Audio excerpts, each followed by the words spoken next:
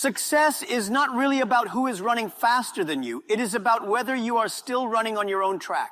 Too many people think life is a race where the fastest always wins, but in reality, life is more like a marathon with countless lanes. Everyone has their own lane, their own speed, and their own destination.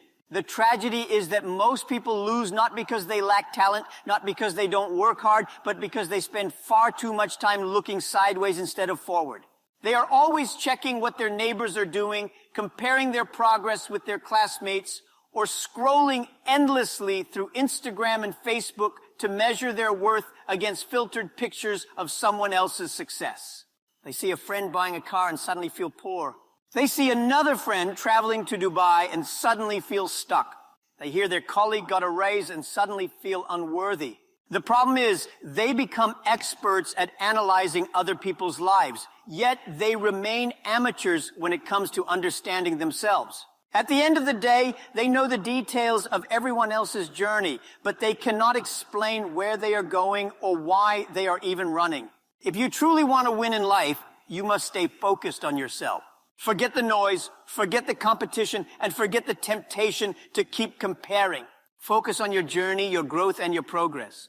Because if you don't, life will become like driving while staring at other people's cars. You will crash before you even reach your own destination.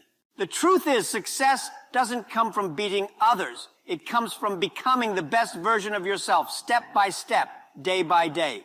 The biggest disease in the 21st century is not cancer, not diabetes, not even TikTok addiction. It is comparison. Comparison kills joy, creativity, and focus. Most people don't fail because they are lazy, but because they are distracted. Think about it. You start your day with good intentions. You tell yourself, today I will work hard. You sit down with your laptop, open your notebook, and then suddenly you check your phone.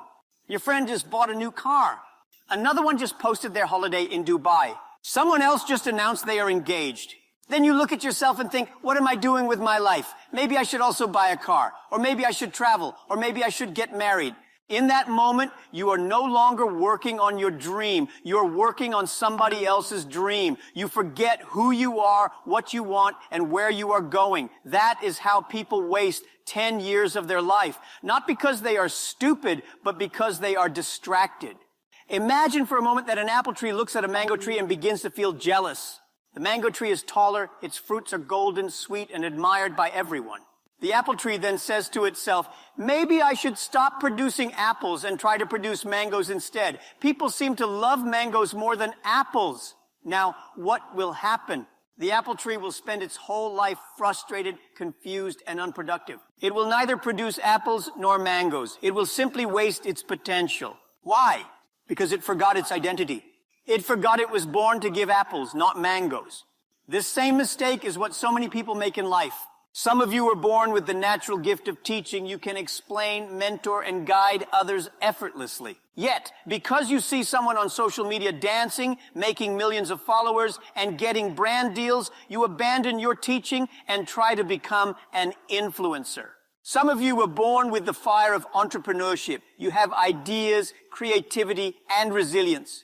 But because you see politicians shaking hands on TV, you suddenly think politics is your destiny. Others are born to lead boldly, but instead of stepping forward to lead, you spend your whole life copying and imitating others. The danger of living other people's lives is that you never get the chance to live your own. You cannot win in life pretending to be someone else.